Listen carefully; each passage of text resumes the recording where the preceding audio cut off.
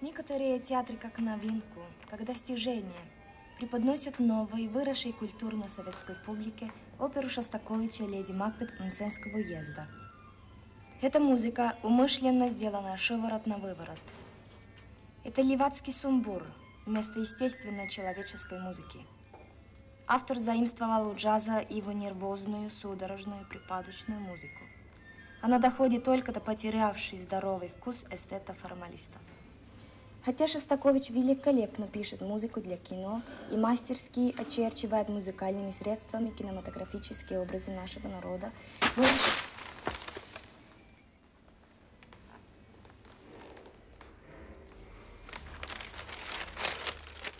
Слушай, отложи мне эту газету. Я ее вечером почитаю.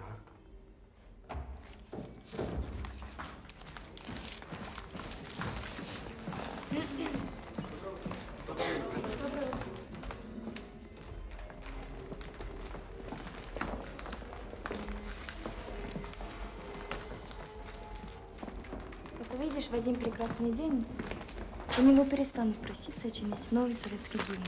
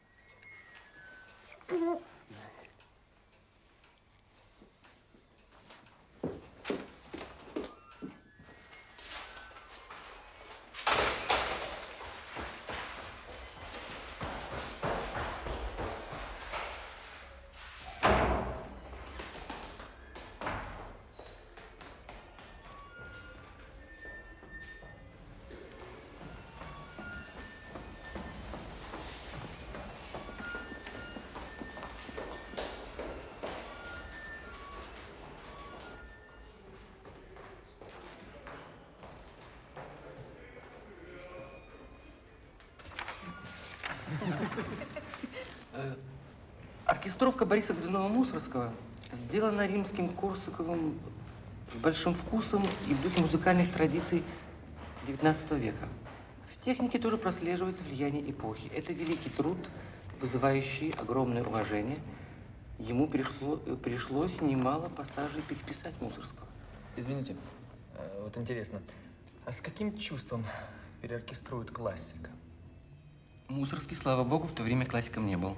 Он был живой человек с истерзанной душой. Чтобы осуществить свои замыслы, ему не хватало техники. В моей оркестровке я сделал акцент на симфоническом аспекте. Вывел оркестр за пределы простого сопровождения голоса. Что касается вашего вопроса, когда погружаешься в работу над произведением композитора, которого уважаешь, начинаешь понимать, как плохо ты знал его до сих пор. Вы хотели что-то сказать, Флейшман?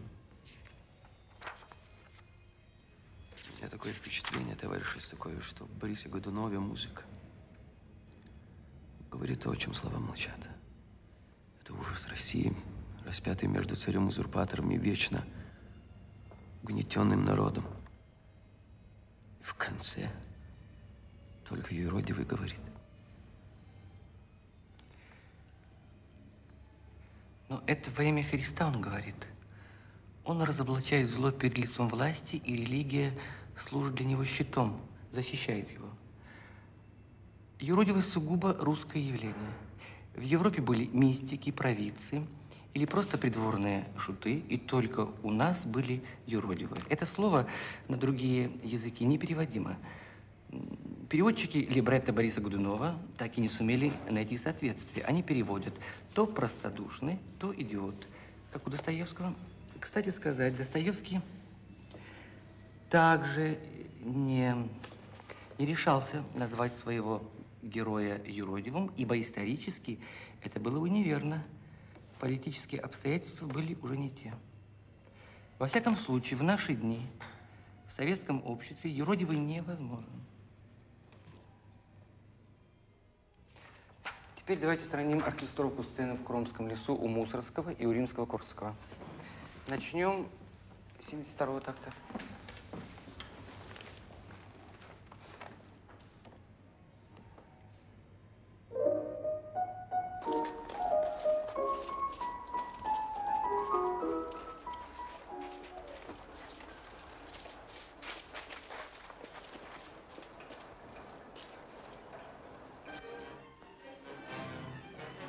Ой, Лилия Васильевна.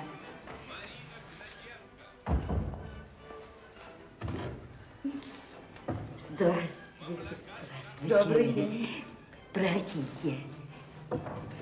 Садитесь. Чайку хотите? Да некогда. У меня для вас кое-что есть. Для меня?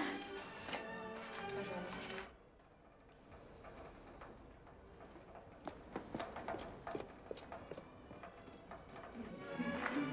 Возьмите, возьмите. Вы такая хорошая, добрая. Спасибо. Я никогда не забуду. Спасибо. Ну, Чего?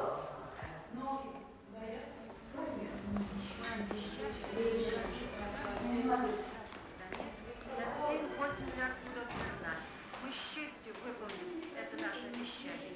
И это еще не конец.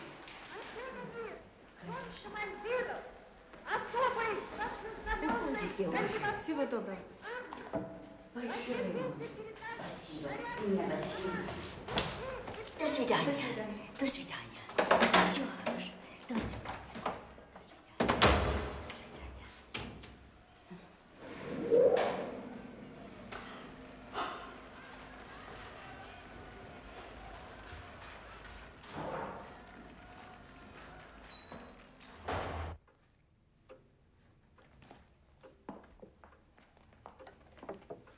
Все в порядке, это ученик Тимы, Флейшман. Мы вам не помешаем. Потом я принесу вам чаю. Моя тетушка Надежда очень устала и пойдет отдохнуть. Я очень рад тебя видеть.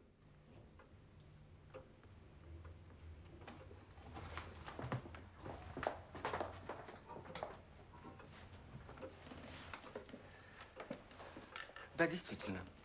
Чехов поистине великий оперный либретист. Вы правильно выбрали этот его рассказ «Скрипка Ротшильда». Теперь вам придется соответствовать этой задаче.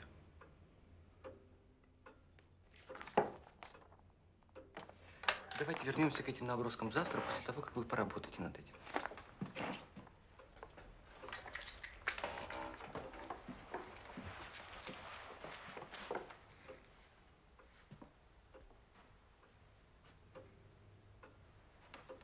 Последний вопрос. Дмитрий Дмитриевич, ну вот вы рассказывали на лекции об образе Юродивого в Борисе Годунове. Меня волнует такой момент.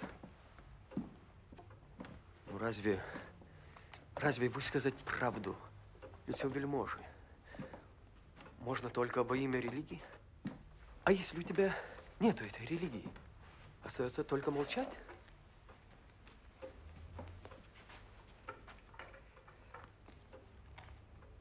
Это письмо я получил от Гринберга Сокольского.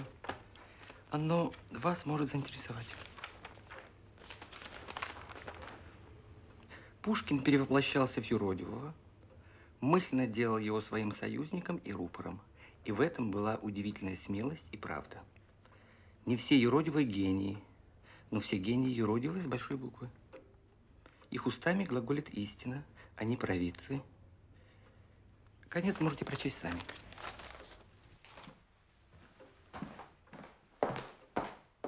Они перевернули весь дом.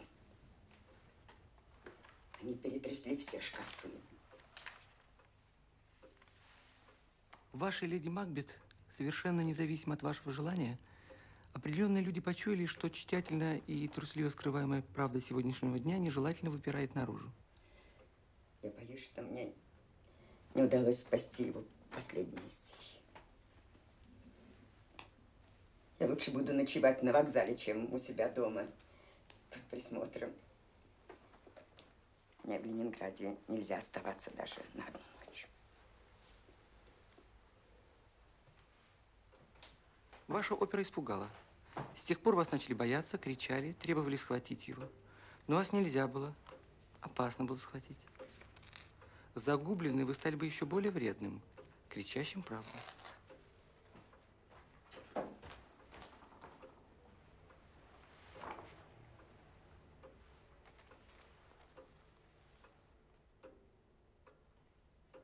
Учтите, в наше время не положено претендовать на роль юродивого никому.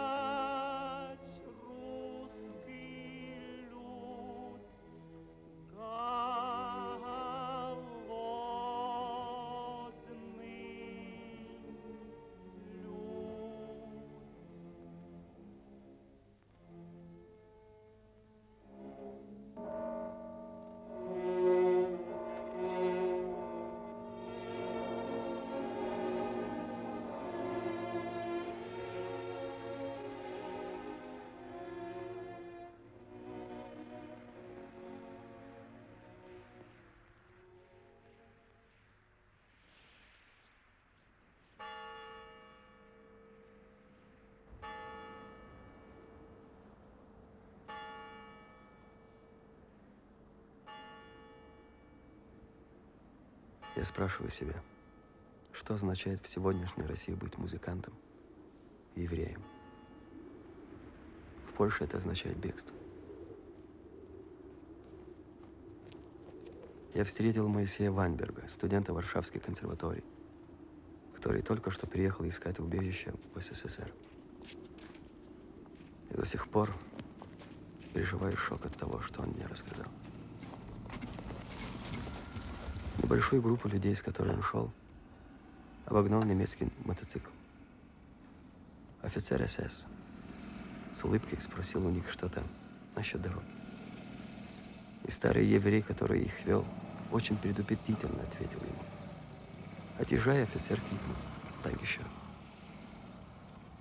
перед тем, как бросить в них гранату. Вайнберг был единственным, кто уцелел.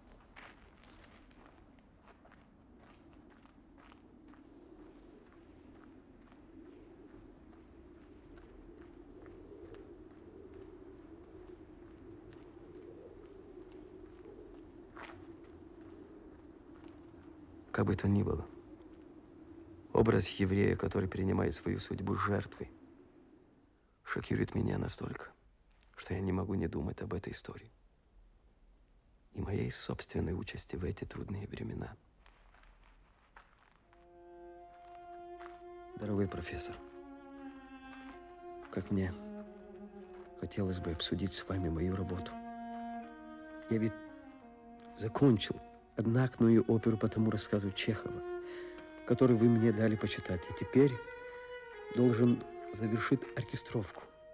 А это, как вы всегда повторяли нам, не просто какая-то окраска, но органичная часть произведения.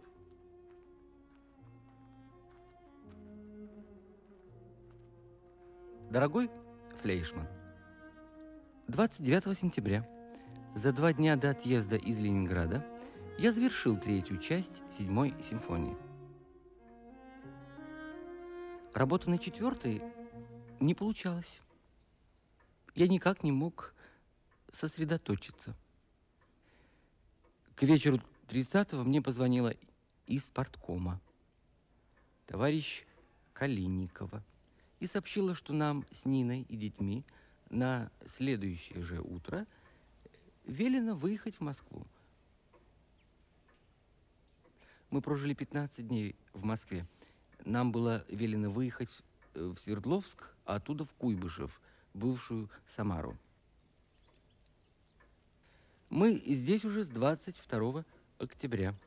Сначала нас устроили в школе, переоборудованной в эвакопункт.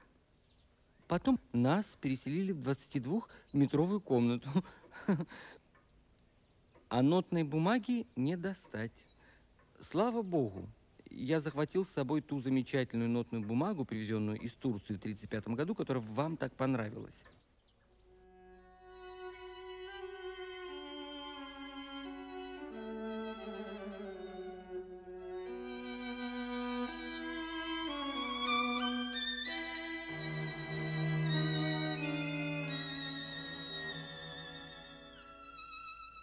Дорогой профессор, очень часто испытываю потребность написать вам, но вряд ли через линию блокады можно переправить частные письма.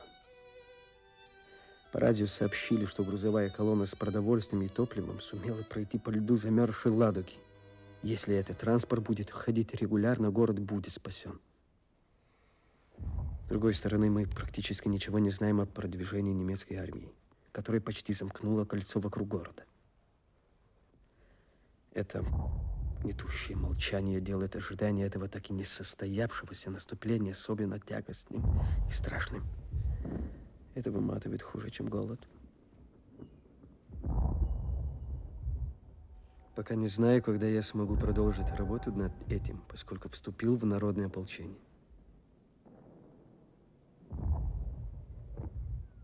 Я принял это решение.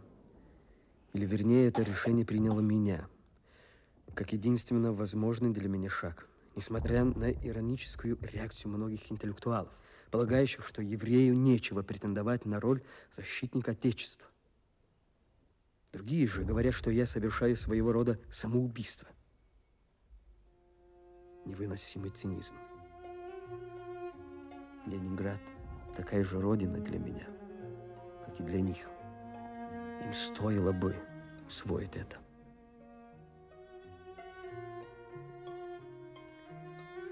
Однако работа над скрипкой Ротшильда ничуть не менее важна для меня, чем моя скромная роль в народном ополчении.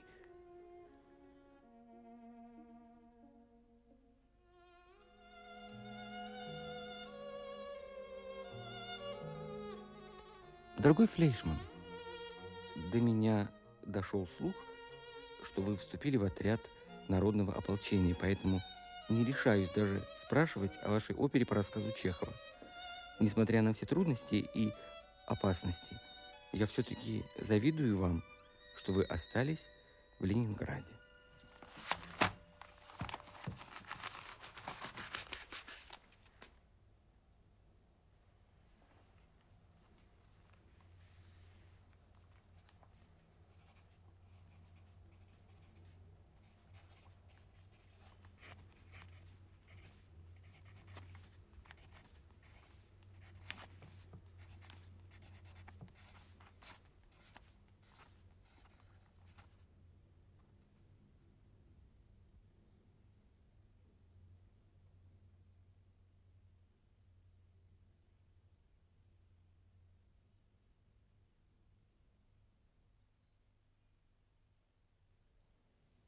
Куйбышев, май 1942 года. Дорогой Арест Евлахов, волнуюсь и беспокоюсь о Флейшмане. Очень жалею, что не увез с собой его скрипку Ротшильда. Я очень люблю это сочинение и беспокоюсь за него. Как бы оно ни пропало.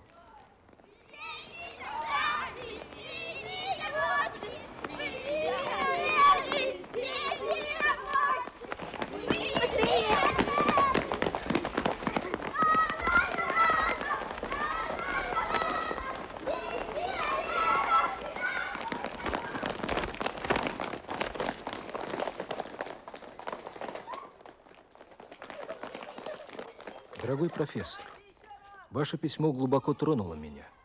Борис Лазаревич Клюзнер, ваш ученик, капитан саперной роты, часть которого находится недалеко от Ленинграда, привезет вам копию партитуры скрипки Ротшильда. Перед отъездом в Куйбышев он заехал в Ленинград за партитурой. В его сопроводительных документах Ленинград не был указан. А вы можете себе представить, как сурово в блокаду военное положение. Клюзнера задержал патруль, и начался допрос об этих рукописных документах, которые были при нем. Однако он сумел дать такое убедительное объяснение о партитуре Флейшмана, что, несмотря на исключительную бдительность, ему поверили.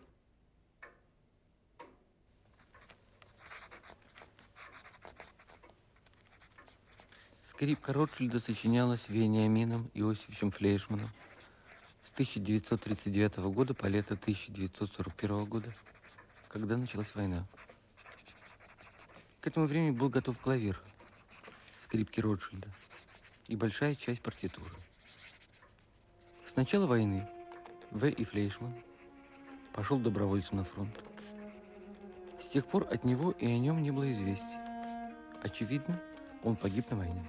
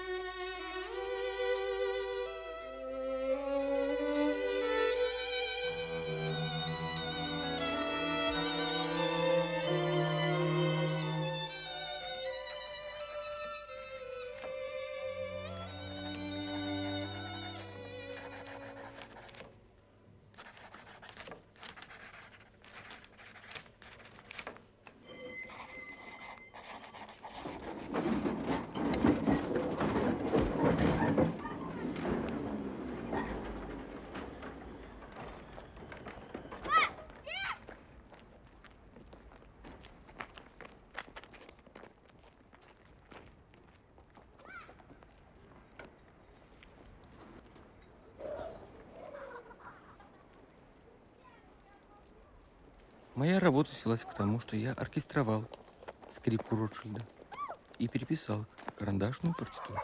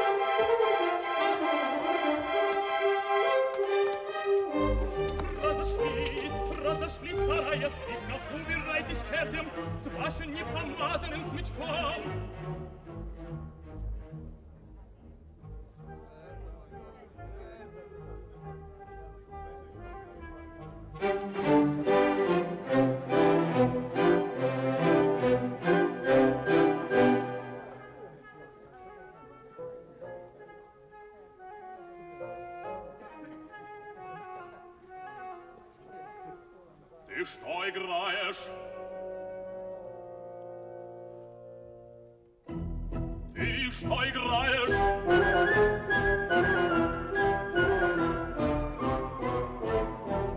Убью, разбойник! Этот проклятый Ротшильд веселую музыку портит, играет пьяный и жалобно. Если нашли время стоится, замолчи, честно, замолчи, разбойник. Замолчи, замолчи, замолчи, замолчи,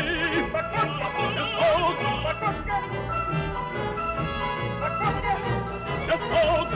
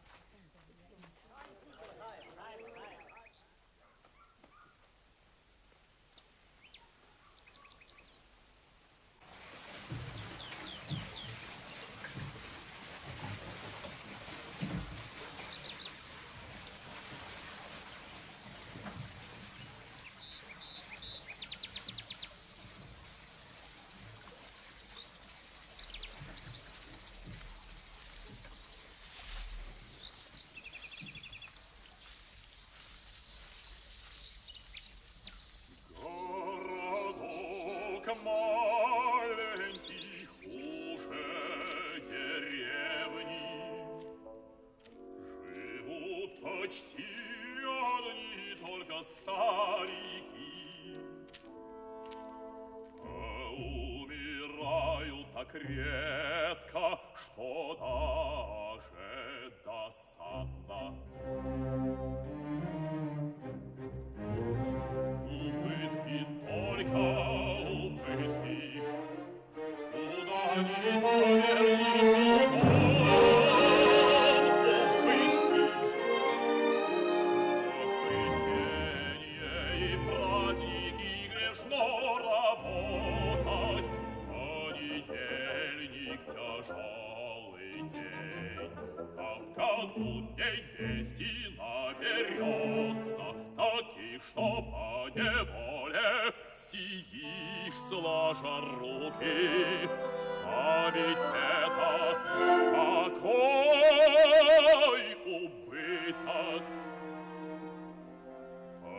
Полицейский надзиратель был 2 года болен, чахнул, должен был умереть. Но он уехал в губернский город лечиться и взял там и умер. Вот вам и убыток, по крайней мере, рублей на 10. Ведь гроб пришлось бы делать дорогой.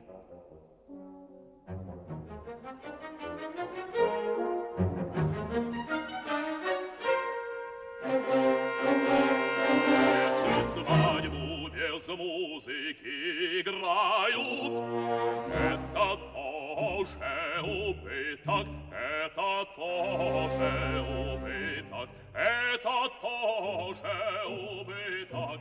И сегодня убыток у меня прогадал, сам вижу, что прогадал.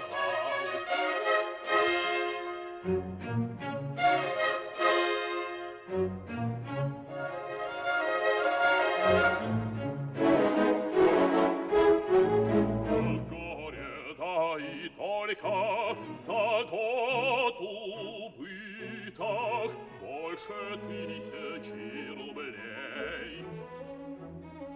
Если б эту пропащую 1000 положить в банк, то в год проценту накопилось самое малое 40 рублей.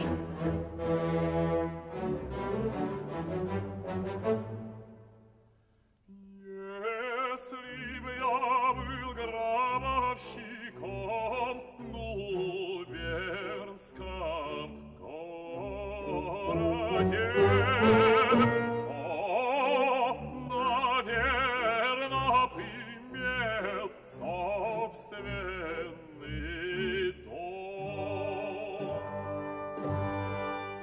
И звали меня Яковом Матвеевичем, Яковом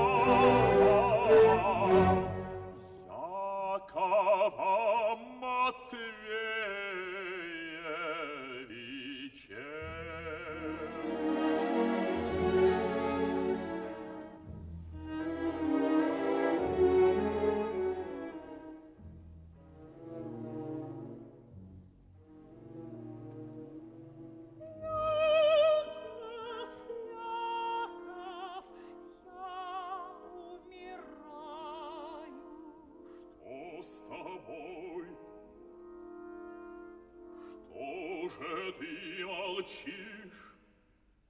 Пойдем.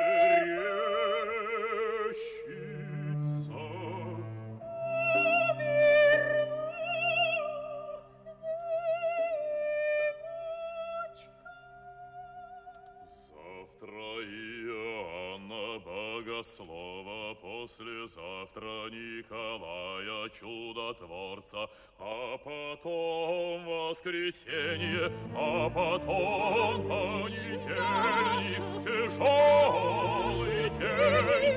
4 дня нельзя работать, а, наверно, Марфа умрет в один из этих дней.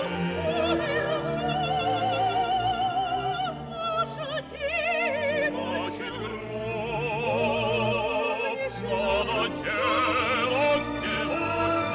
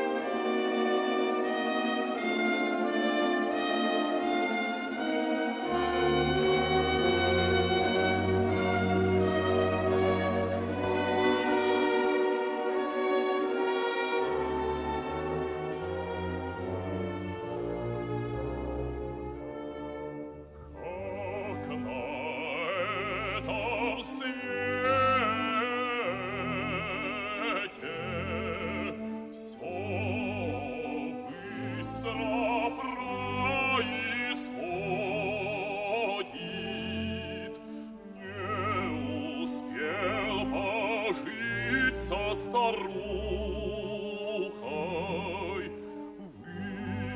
высказать ей, пожалеть ее.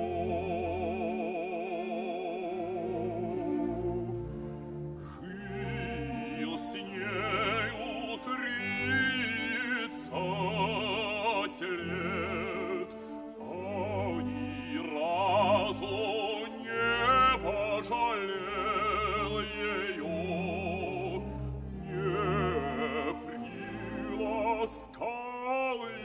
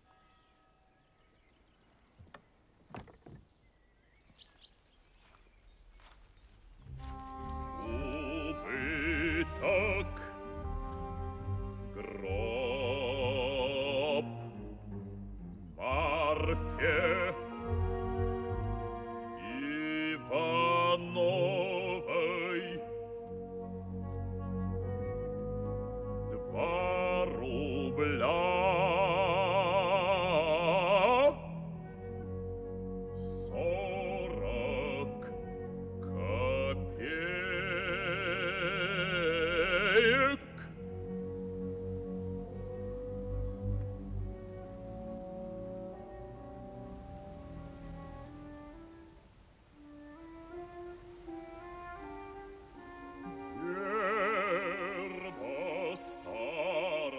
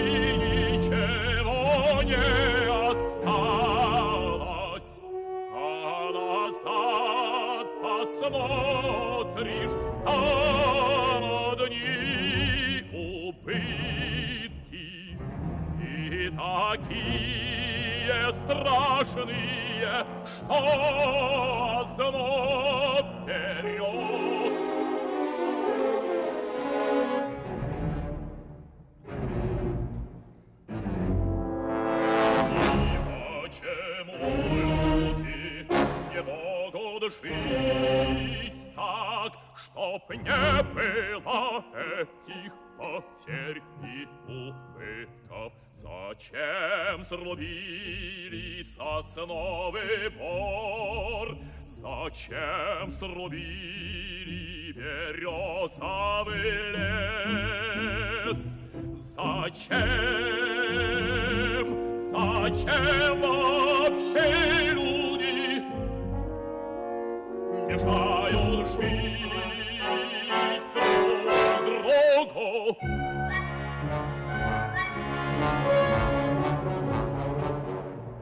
Зачем я всю жизнь бранился, рычал, бросался с кулаками, обижал свою жену, и зачем я напугал, оскорбил и обидел Ротшильда?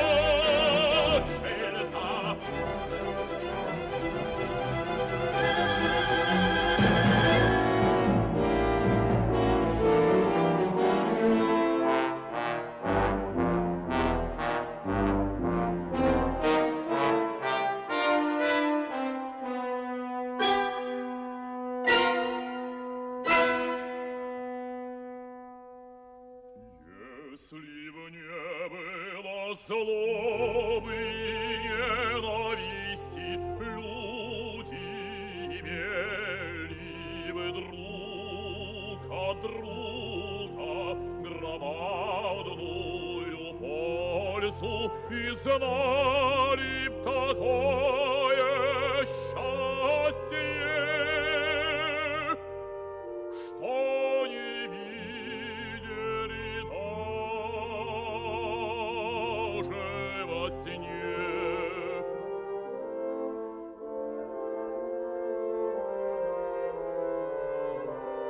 Что не видели даже во сне. И тогда скрипка спела бы другие песни, и верно слушала те новые песни, а были бы песни о счастье, который бронза не знал.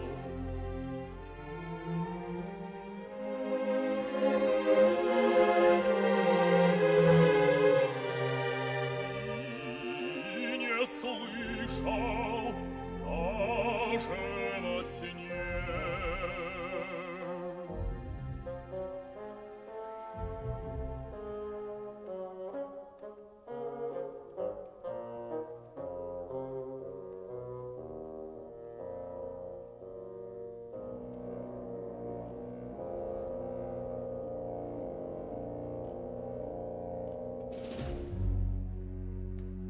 Надо помирать, от смерти будет только польза.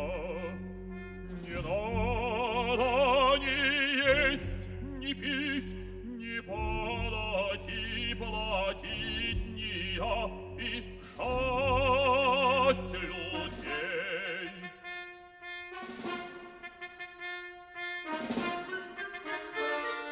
А так как человек лежит в могилке не один день, а сотни и сотни лет, то польза, если сосчитать, окажется огромная,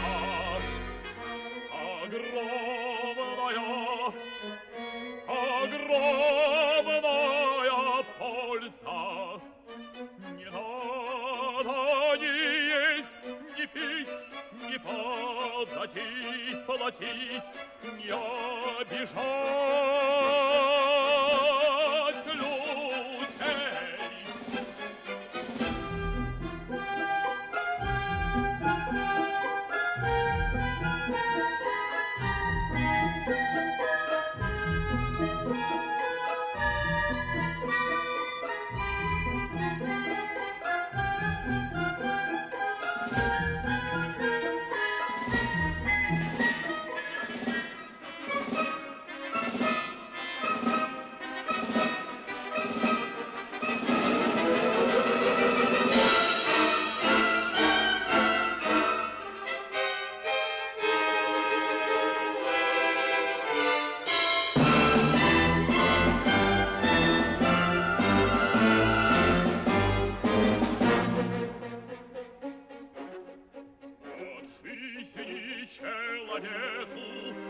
бы так.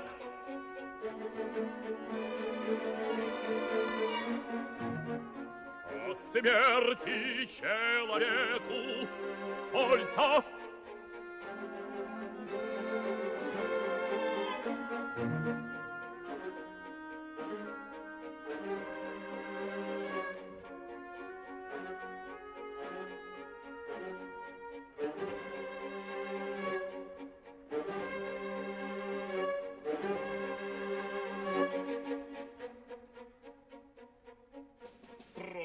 Справедливо, но все-таки обидно и горько, что жизнь, которая дана человеку, один только раз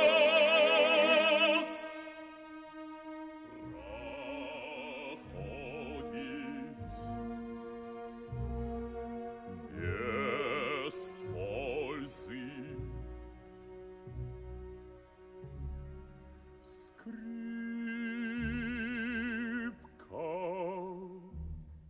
скрипку нельзя взять, скрипку нельзя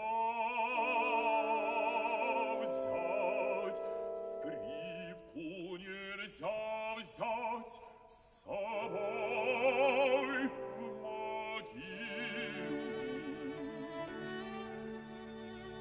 А вы сделайте милость, не бейте меня.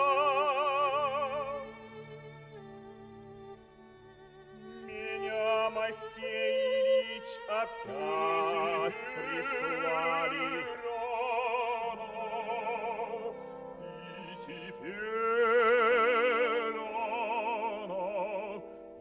Теперь она останется сиротой.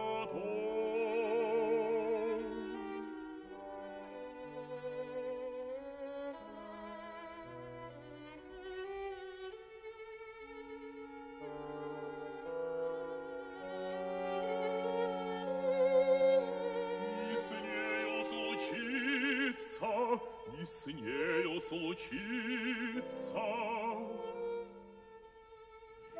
и с нею случится то же, что с березняком и сосновым бором.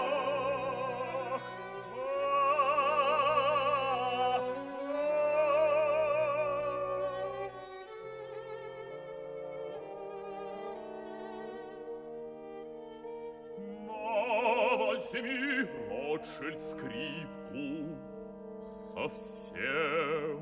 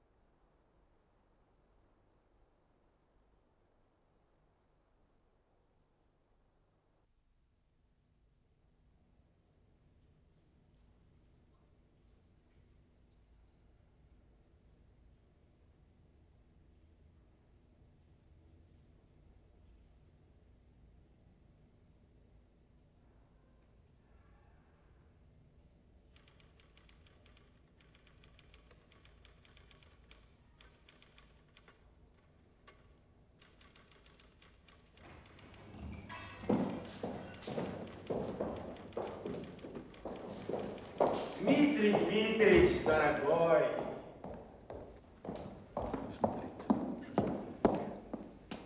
Простите, что так набегу. Но нам с вами ведь не нужно долгие разговоры разговаривать. Что это за история с еврейской оперой, которую вы таскали за собой через всю войну? Это русская опера, товарищ министр, по рассказу большого русского писателя Антона Павловича Чехова, написанная моим студентом, погибшим за нашу великую родину. Помилуйте, друг мой. Вы всегда отличались двумя замечательными талантами. Во-первых, в музыке, а во-вторых, непонимание самым главным. Даже по отношению к вашей собственной музыке. Знаете, почему ваша 7-я симфония обошла весь мир? Почему это шедевр? Потому что она бьется в унисон с сердцем русского народа. Потому что выступает против фашизма, за построение нового общества. Если же между сочинением собственных значительных произведений вы в порядке, так сказать, упражнения сочли нужным оркестровать черновик своего студента, это ваше личное дело. В этом вас никто не упрекнет. Более того, если вы сделали это в память о нем, это делает вам честь. Однако не ждите, что на сцене советского театра будет поставлена такая история, чтобы у нас процветал такой безродный космополитизм. У этих людей нет ничего общего с построением нашей великой социалистической Родины. Поверьте мне.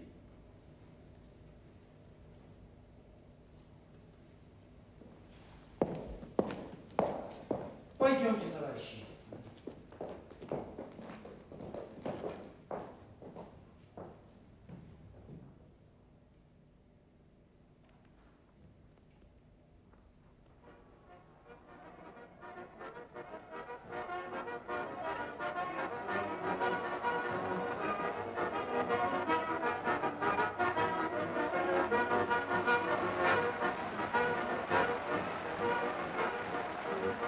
Композиторы, как Шостакович, Прокофьев, Хачатурян, Шибалин, Попов, Мясковский и другие являются представителем антинародного формалистического направления в музыке.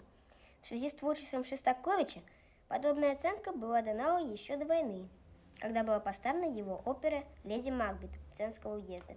Сегодня в органе ЦК ВКПБ в газете «Правда» эти тенденции вновь подвергнуты острой критике. Разоблачен вред и опасность этого направления для судеб развития советской музыки. Ты что, не мог себя защитить?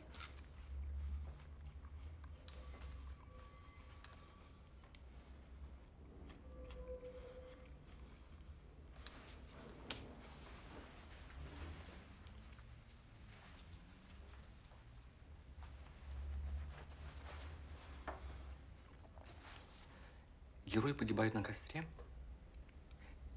или с пулей в голове. Жест, который они оставляют нам в наследство, красив. Но это только жест, роскошь. Музыкант, прежде всего, должен работать. Как художник, как поэт. Только своим трудом. Только продолжая творить, вопреки всему, он может сказать то, что он должен сказать.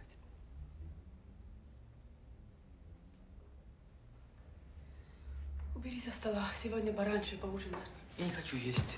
Я пойду погуляю.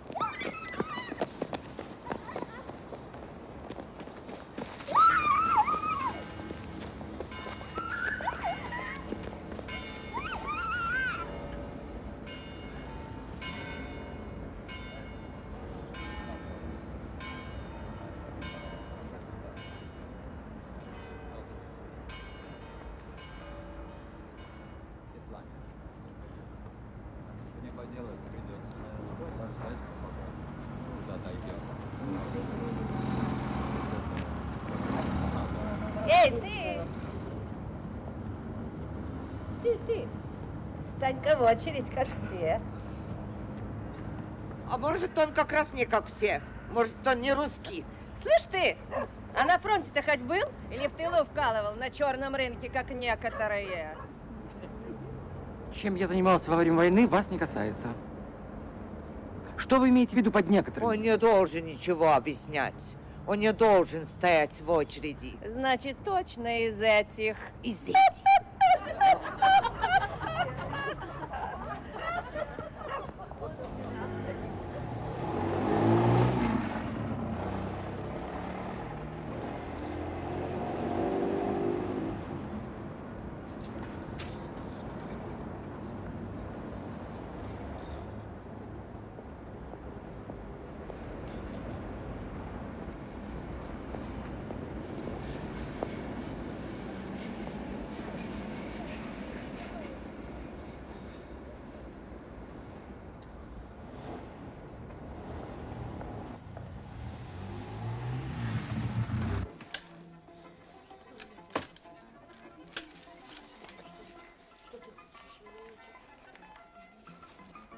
Какими судьбами, Вайберг? Я как раз на днях спрашивал о вас у одного друга.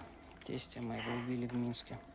Других членов антифашистского и еврейского комитета тоже ликвидируют за безуродный космополитизм. Очень опасные явления, говорят. Во всяком случае, для нас. Меня-то дома перековывают. Некий член партии трижды в неделю навещает и всякий раз удивляется, что наш великий вождь и учитель, которому приходится руководить чуть ли не полмиром, должен еще думать о перевоспитании такого червя ничтожного, как я. Я как-то начинаю скучать по своей юности в Варшаве. После занятий в консерватории бежал с какой-нибудь еврейской свадьбы на бар-мицву. Играть в фрейлахе, мазелтовой. В свое время я тоже играл в маленьком еврейском оркестре. Я был там единственный гой. Правда, это было на сцене у Мирхольда. Осторожнее с фамилиями, дорогой Дмитрий Дмитриевич. Я ведь своего тестя не назвал. Пожалуйста. Благодарю. Так. Угря. Лососины. Что желаете? Икры? На этой неделе икры-то полно, а вот картошки не достать. Что вы говорите, картошки? Я была в соседнем магазине за углом. Нет, картошки. Да, но в соседнем квартале но тоже. базар. На базар. Нет, у меня бабушка ходила. Так, мне, пожалуйста, килограмм угля. С конца войны я живу в Москве. Да, пожалуйста. На будущей неделе должен поехать в Ленинград. Заодно навещу места своей юности.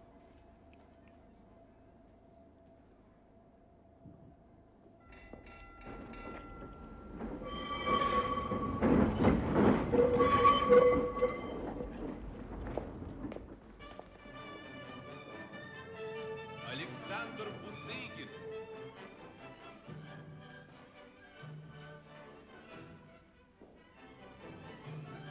Дуся Виноградова.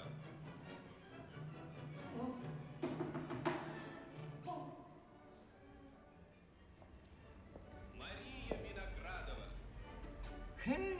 Так вы вернулись в Ленинград? А вы меня не помните, молодой человек? Простите, не припоминаю. А я ведь с давних пор работаю. С тех пор, как вы сюда каждый вечер приходили на пианино играть. Правда, раньше это называлось кино «Палас». Ага. Пожалуйста. Ага. А вы все музыку сочиняете, как я читал. Ага. Тушу. И как раз для кино. Теперь-то фильмы прямо с музыкой записывают. Фу. Не то, что раньше. Вы хотите заглянуть? За мой счет. Заходи, заходи.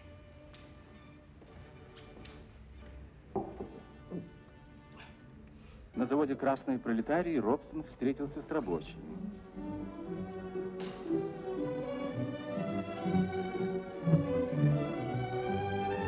Короткие, горячие рукопожатия. Они часто значат больше, чем слова.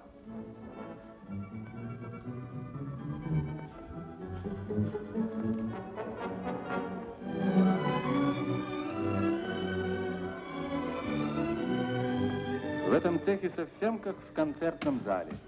Певцу аплодируют с галерки.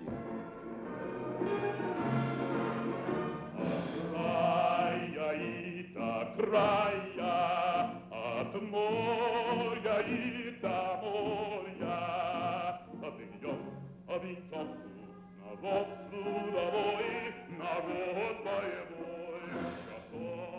Мой дорогой Флейшман, как вы были шокированы 10 лет назад, когда я сказал вам, что с западными интеллектуалами и художниками нужно сохранять дистанцию. Думаю, сегодня вы бы вполне прониклись моими убеждениями, что диалог с этими попутчиками невозможен. Взять хотя бы великого певца и актера негра Поля Робсона. Как настоящий коммунист он стоит в черных списках у сенатора Маккарти. И всякий порядочный человек на Западе возмущенно протестует против этого. И вот он приезжает к нам, и его с почетом принимает сам Сталин. А тут у него возникает дурацкая идея повидаться со своим старым другом, еврейским поэтом Ицхаком Пфеффером. Стало быть, они вытаскивают поэта из тюрьмы, одевают его со всей возможной элегантностью. И что же? Наш именитый гость находит, что его друг слегка похудел и побледнел. А вернувшись в США, заявляет всему миру, что слухи об аресте Пфеффера – это типичная капиталистическая пропаганда. А между тем Пфеффера не только тут же посадили опять, но и убили. Это весьма типичная история для этих великих гуманистов с большой буквы, которых Запад посылает к нам как культурных туристов.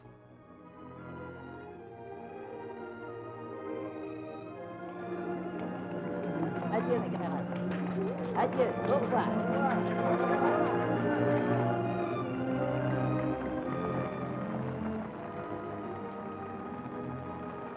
Еще в 1930 году Бернард Шоу заявил, что в России нет никакого голода, что это все клевета, что его прекрасно кормили в Москве.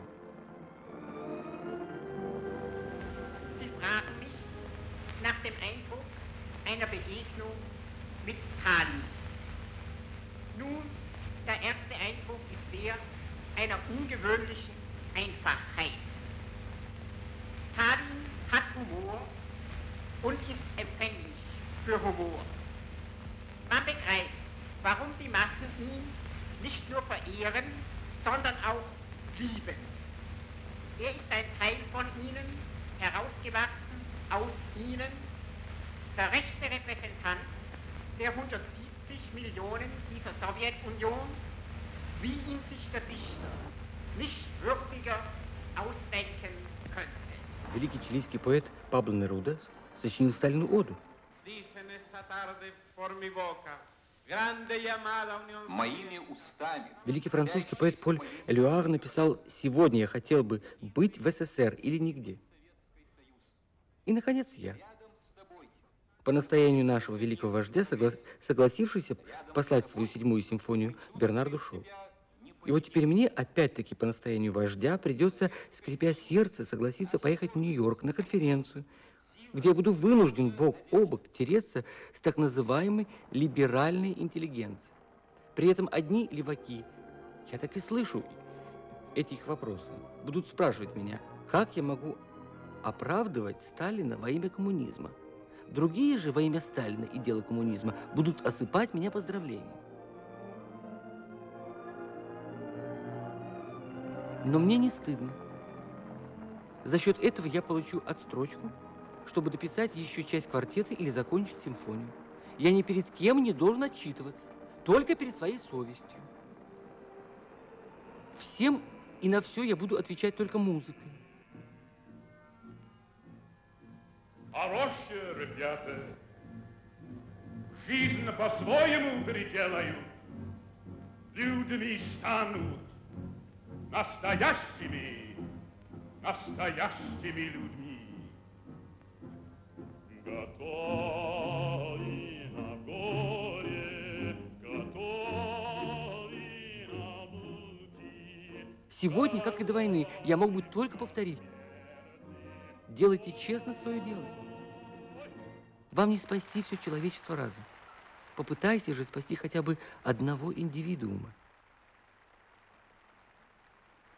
Однако эта позиция всегда была, есть и будет неприемлемой для тех, кто мыслит только категориями политики.